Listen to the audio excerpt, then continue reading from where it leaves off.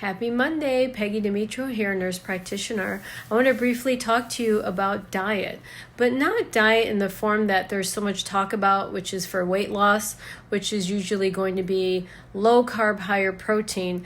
There is good to that for sure. It helps you maintain muscle mass and does help with weight loss. But what about foods that help you live longer? Foods that help reduce your cancer risk, your autoimmune risk, and so many other health issues that are propagated by inflammation. So a new study did a comparison between a Western diet and a traditional African diet.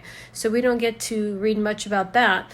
And they found that in just 2 weeks of converting from a Western diet, which is high in processed foods, low in plant-based foods, high in sugars, and convert to a traditional African diet, which was high in phenols and plant-based foods and whole foods, already there was a difference in their blood work of inflammation.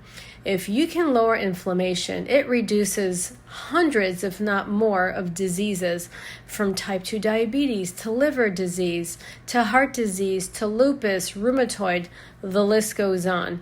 So it's time to not only think about how can I lose weight, but how can I live a long, healthy life free of disease, or at least much less disease risk. So it's important, let's look at other diets. Let's get away from the traditional Western. Don't buy those packaged foods, those processed foods. Avoid eating out and look at fermented things. Drink things like kombucha, which is high in fermentation. Can you grow any of your veggies? Can you go to markets that have fresh foods and learn how to incorporate those into your everyday?